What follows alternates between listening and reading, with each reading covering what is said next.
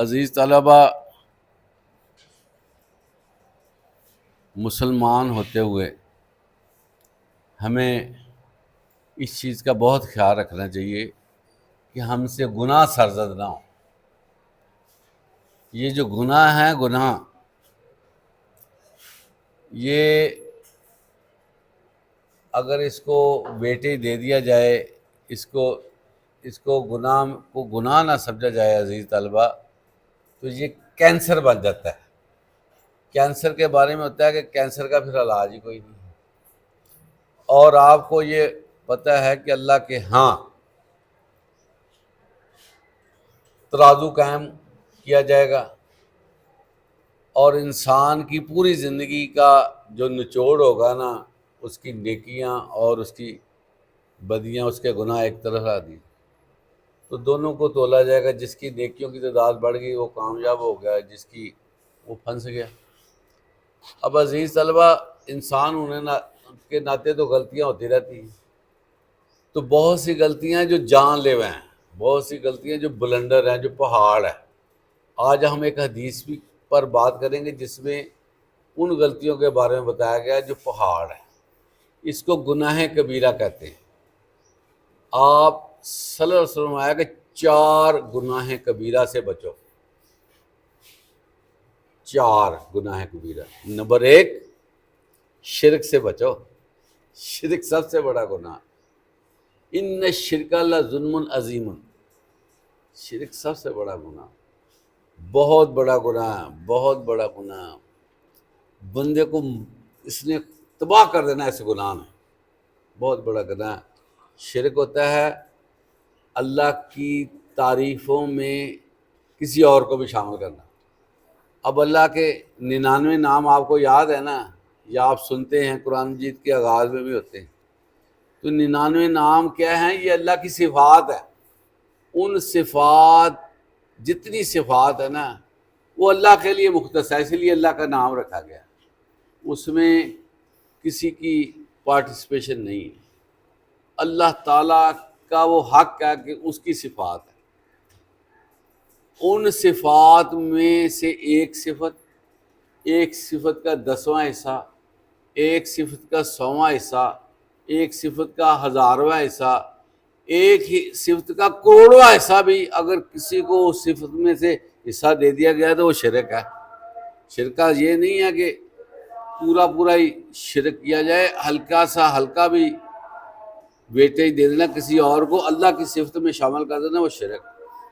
تو اللہ تعالیٰ نے اس کو جرم عظیم قرار دیا ہے۔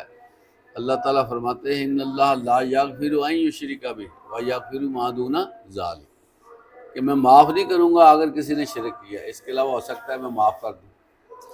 دوسری بات عزیز طلبہ، اب دیکھیں کہ دوسری بات اللہ نے اپنے شرک کے ساتھ ہی لگائی ہے کہ یہ بھی گناہ کبیرہ ہے، وہ والدین کی نافرمانی ہے۔ اس سے آپ اندازہ کریں کہ والدین کی نافرمانی جو ہے وہ گناہ کبیرہ ہے، اور سیکنڈ ہے، شرک کے بعد اس کا نمبر آ جاتا ہے۔ اب آپ بتائیں کہ ہم اس کو سمجھتے نہیں ہیں۔ آنا آؤ ادھر، فلاں آؤ ادھر، کوئی آتا نہیں، دوڑ جاتے باہر، دوڑ جاتے، سنتے نہیں ہیں۔ منٹ میں والدین کی، خصوصی طور پر ماؤں کی بے عزتی کر دیتے ہیں، اور والدہ کو تو ایسا ہی سمجھتے ہیں کہ یہ مجھ سے بھی چھوٹی ہے، اس کا بیٹے جی کوئی نہیں ہے۔ حتیٰ کہ میں نے دیکھا ہے بہت سے بچے والدہ کو گالی بھی نکال دیتے ہیں، اور اس کو جو منہ میں آتا کہہ دیتے ہیں۔ اب دیکھیں کہ لفظ دیکھیں کہ والدین کی نافرمانی گناہ کبیرہ ہے۔ وَبِالْوَالِدَيْنِ احسانًا، قرآن مجید میں آتا ہے کہ اپنے والدین کے ساتھ احسان کرو، اور احسان کرنے کی بجائے ہم ان کی نافرمانی کریں تو یہ کتنا الٹ ہو جاتا ہے۔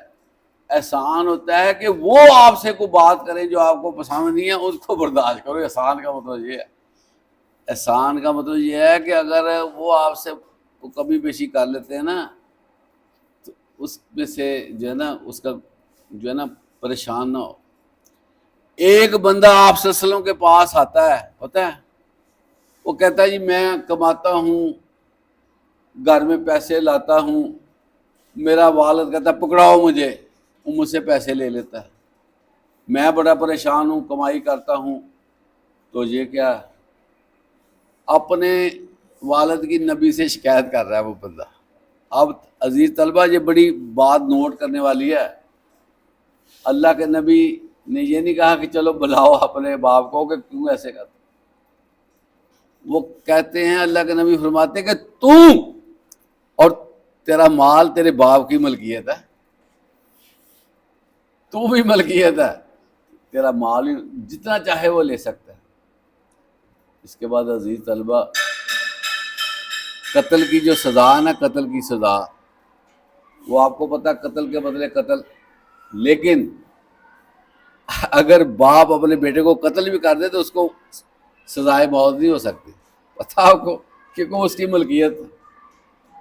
اسی طرح عزیز طلبہ ناحق قتل کرنا یہ بھی گناہ کبیرہ ہے، بہت بڑا گناہ کسی کو قتل کرنا۔ اللہ کہتا ہے میں نے اس کو پیدا کیا تھا، یہ میری دی ہوئی جان تھی، تم کیا حق رکھتے ہو قتل کرنے کا؟ تو ناحق قتل کرنا بھی بہت بڑا جو ہے وہ گناہ ہے۔ اس کے علاوہ عزیز طلبہ اگلی بات جو گناہ کبیرہ ہے وہ حرام گناہ ہے، جھوٹ بولنا۔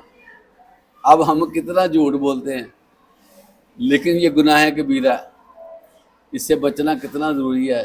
جھوٹ کے بارے میں آپ سے پہلے بھی باتیں ہوئی ہیں۔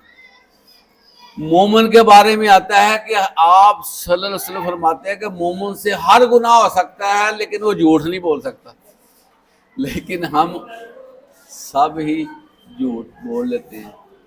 اب ہم نے یہ دیکھنا ہے کہ اگر ہم جھوٹ بولتے ہیں تو ہم مومن نہیں ہیں۔ صاف ظاہر ہے کہ مومن کی تعریف کی گئی ہے، جھوٹ نہیں بولتا، اگر ہم جھوٹ بولتے ہیں تو مومن نہیں۔ اور اگر مومن نہیں ہے تو آپ صلی اللہ علیہ وسلم کی شفاعت کیسے ہمیں نصیب ہوگی، ہمیں جنت کیسے ملے گی، ہم رب کو کیسے خوش کر سکتے ہیں کہ اگر مومن ہی نہیں ہے؟ تو سب کو غور کرنا چاہیے، جھوٹ جیسی لعنت سے نہ بچنا چاہیے۔ لعنت اللہ علی الکاذبین، اللہ فرماتے ہیں جھوٹوں پر اللہ کی لعنت۔ تو اللہ تعالیٰ ہمیں ان چیزوں کو سوچنے سمجھنے کی توفیق عطا فرمائے۔ وآخر دعوانا الحمدللہ رب العالمین۔